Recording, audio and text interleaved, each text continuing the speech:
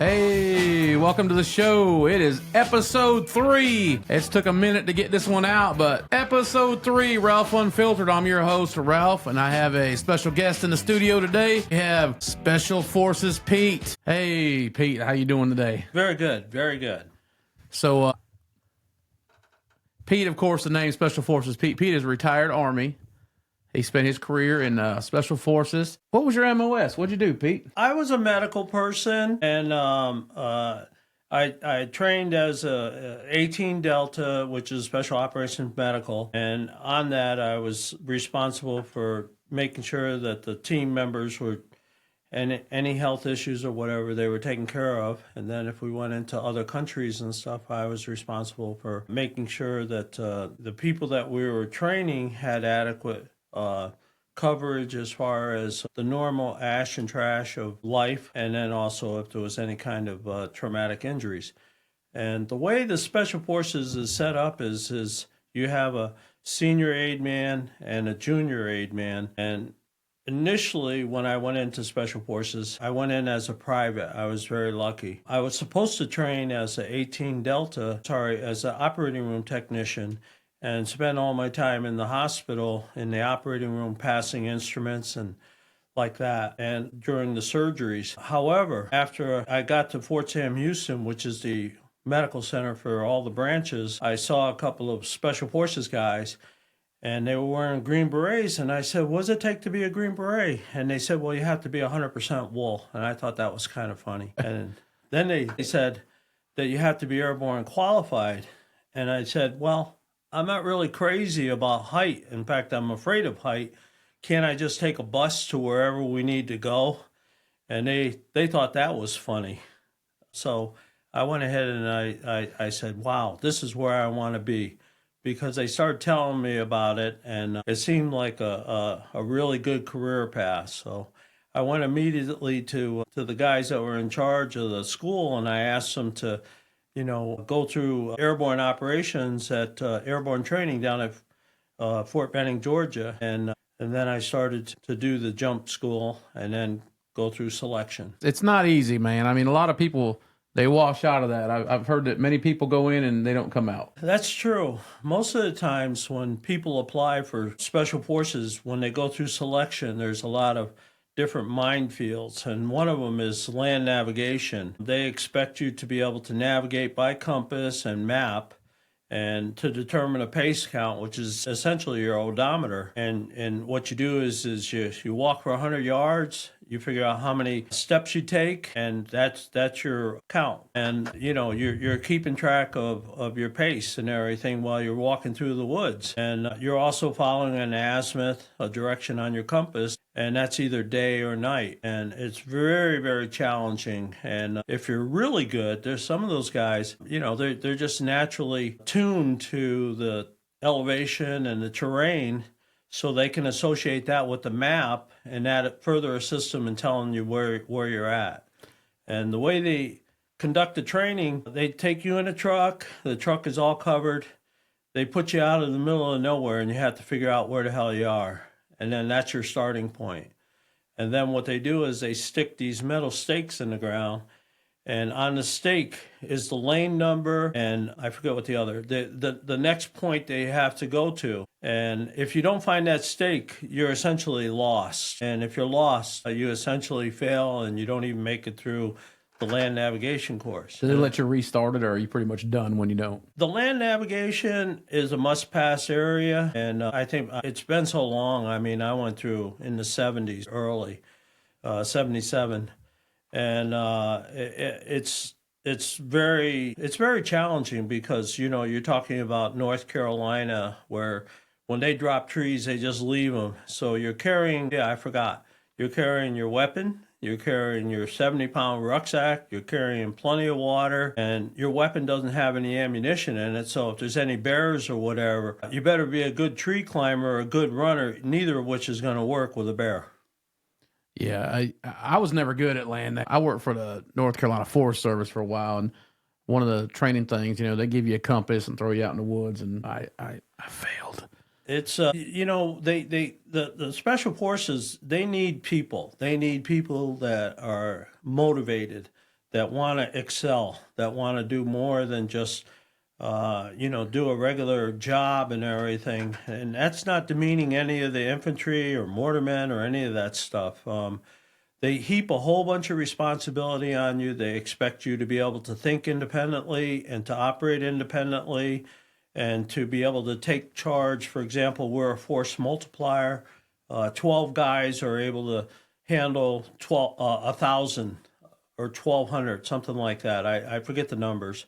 To train, we are a force multiplier where a small group goes in as trainers and they teach them all the combat skills and infantryman skills. And if they need special training on, for example, laser target designators or whatever type of technology equipment that the Army has, that's what Special Forces does. They go in and give them specialized training.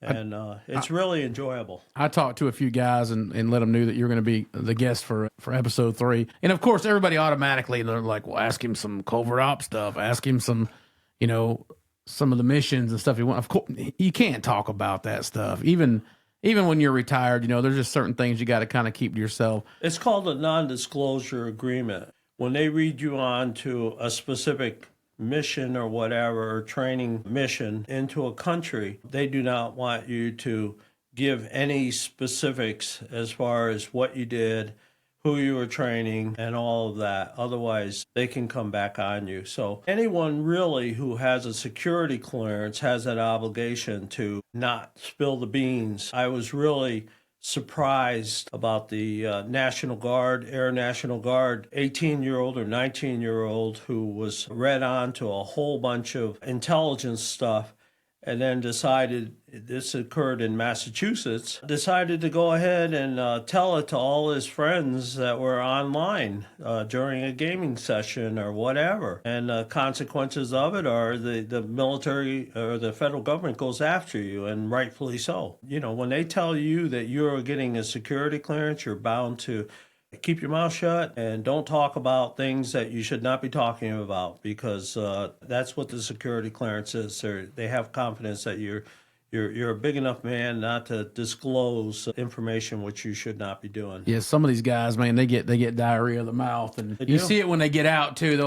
They'll be on like a podcast or something. I'm not going to call out anybody's name, but there was some secrets being given away the other day. But so everybody, they're like, man, ask him this, ask him that. Well, you know how my mind works. The only thing I want to know is, what was the first country you got crabs in? Actually, it was the U.S. I was in the barracks, and this was back when we had 4 men to the barracks. There were 3-story barracks on Fort Bragg. And everybody says, oh, my God, Pete got up with the woman that had crabs. And that was not the case at all. What happened was my roommate went ahead and threw one of his sleeping bags on my bed. And the next day I woke up with crabs. And I'll be honest with you, having little critters crawling around in your nether area and you can't see them except if you had a microscope is very disconcerting. And my first impression was, when you have problems, you go ahead and start a forest fire and burn them out. That's what I'm talking about. But being medically trained, it's called Quell, gamma hexachlorophene, if I remember correctly, and it works very well. I tell you what, and Pete's landed in a lot of countries and he's been in a lot of places.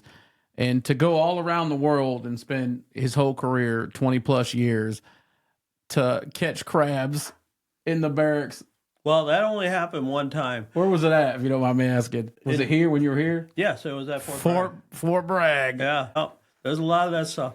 See, being trained medically, one of the things that I had to do was say, hey, what's the implications? For example, I went over to Africa, and the first thing they said was the country that we were in, which was Ethiopia, they said there's a high AIDS incident. And when we got there, it's a beautiful country. It's at the time, it was very poor. It was poor to the point where we would eat our food and have like paper plates and plastic spoons and knives, throw them into the burn pit, and there were people jumping in there to get all that stuff and everything. You really appreciate how good you have it in the United States when you go to other countries and what we throw away, these people would consider luxury items. I know that Ethiopia has modernized quite a bit and they've got a lot of industry that moves in. So things that happened in the 80s and early 80s is not the same as today, which is great.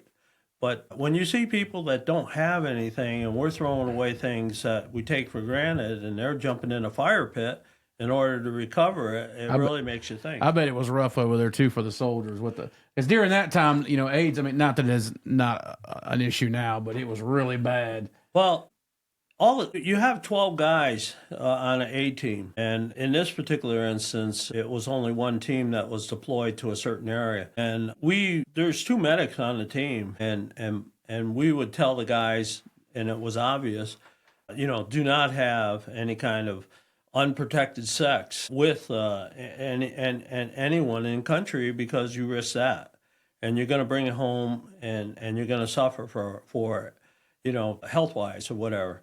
You're going to have, you're going to have to do stuff. So they were pretty mature and they're not going to take chances and stuff.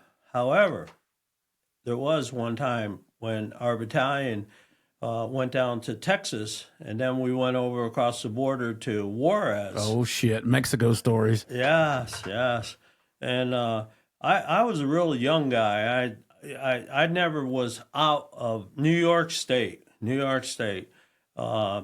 Until I joined the Army, and then my eyes are wide open. And down in Juarez, one of the guys says, "We want to go to a donkey show." Lord have mercy. Yeah, it was amazing because what is a donkey show? Well, it's unbelievable that they would have something like that. I don't know if they still do. I don't know if they did. But the taxi driver said, yes, I know exactly where it is. And he took us to a bar that I couldn't see anything in there because it was all red. And there was beautiful girls in there. And it was, a house of ill repute, prostitute, whatever. We call that a whorehouse here in Fayetteville. Whorehouse, yep. And I had the prettiest girl come up to me. And I knew a little bit of Spanish. And she was talking to me. And I would, kind of fumble through Spanish and everything. But what I got was $20 out of the conversation. That's pretty international language there. Yeah. And I wasn't drunk or anything like that. And I was fully cognizant of whatever. And so I begged off and everything and just drank my beer. Well, later on, after I got drunk, I said, geez, she is still really beautiful and everything. And I started asking my buddies if they had any money, and they were all out of money. That goes quick. So it didn't happen. Nothing happened. And we were assured that everything was going to be okay because there was a nurse. It was an elderly lady that had a nurse's cap on, and she had like a white top and all that. And she said she was a nurse, but she was checking each one of the soldiers as they would go into the room. They got suitcases of penicillin. Speaking of that, I imagine as a medic in the special forces, I imagine you handed out your fair share of penicillin to the boys. Actually, that didn't happen until I got back to Fort Bragg. And I worked in the VD clinic. And if anyone has ever gotten gonorrhea, it's quite an experience. Not that I have got it, but that I had to dish out the medicine. And I would have soldiers come in, and 99% of the time, they were respectful and not unruly and all that. And so what I would do is it's 2 very large syringes, like about 5 cc in each one. And they're really big. And what it is it's a white antibiotic. What was it? I'm trying to think. Procaine penicillin G, that's what it was. I think it was 1.5 million units, if I remember correctly. But it was quite a bit. And you would have to give one in each cheek of the soldier's butt, and they would have to lift up the leg, of which was not getting the shot, so it would relax the muscles on the opposite side. And that's how it was done. Oh, I was just being a smart ass. When we do these shows, we talk. One thing we don't pre-script nothing, so you just don't know. So I figured I'd hit him, I'd blindside him with the crabs thing, and this is what we get. But all jokes aside, man, it's It's an epidemic here in this town. You know, Fayetteville's a military town, and I think we have the highest STD count. All you have to do is say, what age group joins the military? 18 years old. Now, what does that mean? That means they're away from mom and they don't have any kind of guidance other than, just setting them free. And by the way, you pay them well and they don't have any bills. So they're exercising their judgment, whether it's good or bad. But to get on about the GC clinic, the venereal disease clinic, I had one soldier that was not acting what I would say respectful or whatever, and was in a hurry and wanted to get out. And one of the things that you do is they'll hand the syringes to the soldiers and let them warm it up.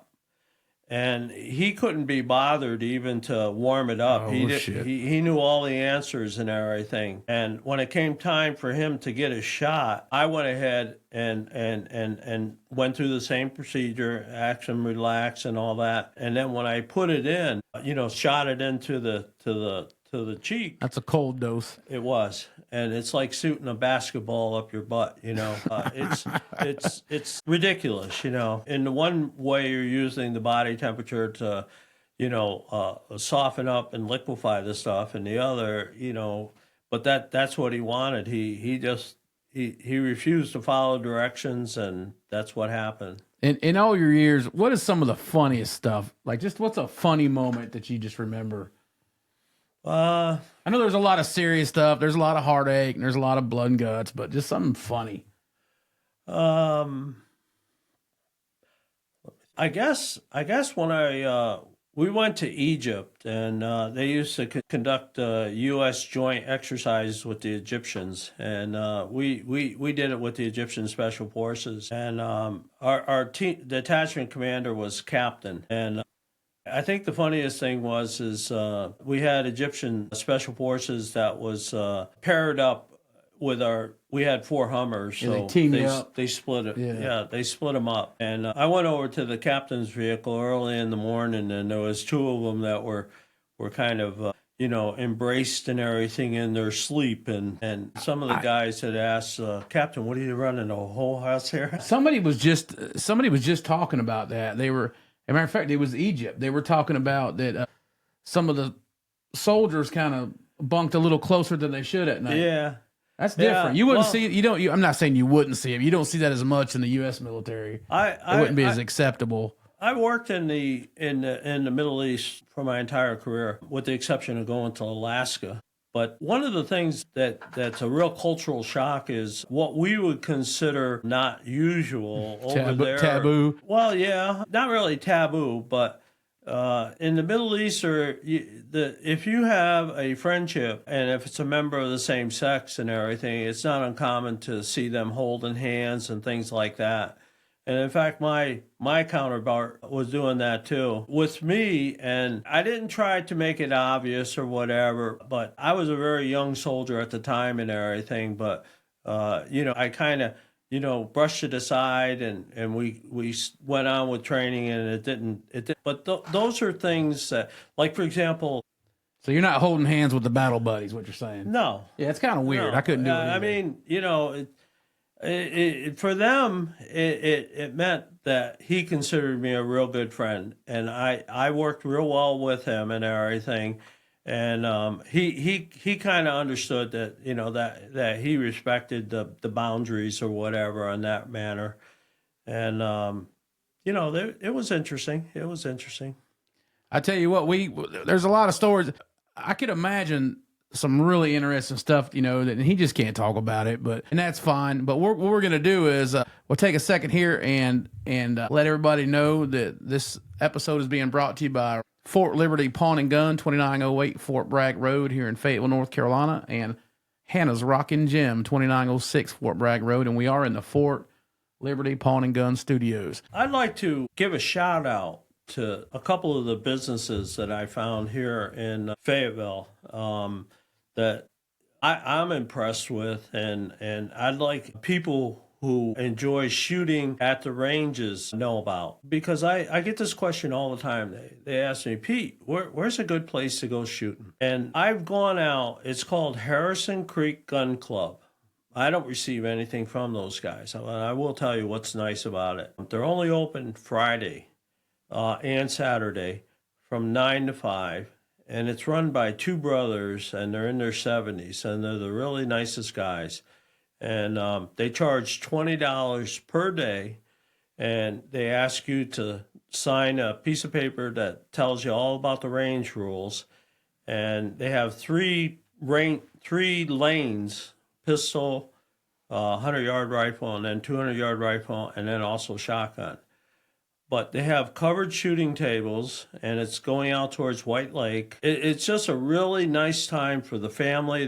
When I've been out there was family members that were shooting along with the dads or the moms, and it is a very relaxed situation where they provided the targets, and people were safely shooting their firearms. When I go out there, it's at least 6 or 7 hours. And they're out there on what, 53 going out towards White Lake, White Oak area. It's on Johnson Road, and if they're cooking hot dogs and hamburgers and even watermelon, if they have watermelon, they will invite you to come over and take time from shooting and go ahead and enjoy it. And it's probably one of the most relaxed situations that I've ever seen. I personally, I know that safety is a priority with them, and it's just really enjoyable to go ahead, bring out whatever firearms you want, and then take your time and shoot and have nobody bother you. Yeah, check them guys out if you're local here. I know some of you guys are kind of fed up with some of the ranges here in town, especially the indoor ones, and they're just the way that it goes down. You check out Harrison Creek out there, and we'll leave all the information below. We're running out of time, but I always ask military people, especially in your age group, I'll ask a few questions. You tell me which one you pick. So on your sidearm, what do you think was better, the 1911 or the Beretta 92? Well, the thing with the 1911 was they gave us 1911s that were loose as anything. I mean, the first thing you did is pick it up and shake it, and it just rattled. These guns came from at least Korea, Vietnam, and they were all wore out. And they're also very loud, and they have more recoil than the 9mm. So the Army's decision to change to 9mm, I understand it, because there's more rounds with the 9mm, and for a brand new shooter of pistols, I believe that it's a lot easier to train someone on a gun that has less recoil and less noise, and the person can concentrate on what he needs to in order to shoot accurately. So I think it was a good point to go ahead and change to the Beretta. I mean, they've changed now too. I mean, now they're on the SIG 320, but I always ask people that. It's always an argument here in the shop. And, you know, I love 1911s. I collect them. Pete's actually got a 1911 on right now. We like 1911s, but I think the Beretta, the 92, was a better choice for the military. One more real quick, M14 or M16? Well, the M16 went to the M4, and then they're going to the Sig Sauer. That one there, I forget what it is. It's 6 point something. Yes, a piston-driven gun. Yeah. But in the classic sense, right? From when the 14 switched to the 16, what would you have picked? What do you think's the better rifle? Well, my experience with the 14 was as the M21 system, which was a sniper system. In my opinion, you know, that's a special weapon that very few need to carry. I guess there's designated marksmen in the units and stuff, so that part will never change. You know, as far as close quarter and things like that, that would definitely be too big to wield around, and plus it's too heavy. So, you know, the Army, they put these guns through quite a bit of testing, you know, to see whether or not if there's any malfunctions and jams and things like that, and how reliable are they, and in the conditions that you're using them. So they're pretty good at figuring out, you know, how to equip the armed forces. And I know that specialized units get maybe something different and everything that satisfies their requirements. There was some of them guys got them new, you know, them SCAR rifles when they first come out, the CZs. Well, hey, we want to thank Pete for coming in. What we're going to do is next time he comes in, It'll be anytime he comes to be mostly military stuff. I kind of hit him sideways today because I'm a smart ass and I had to have the crab jokes just because we do have an STD issue with the military base here. But when he comes in, we're going to discuss. We'll discuss military stuff, conflicts that are going on around the world. It's just our opinion on it, and we'll try to discuss. Like military rifles. Pete is a collector of military memorabilia. He's got a lot of old battle rifles and stuff, and maybe we can start bringing them in and breaking some stuff down and having some fun with it. But thank you guys for episode 3, and come back and check us out again. Ralph Unfiltered.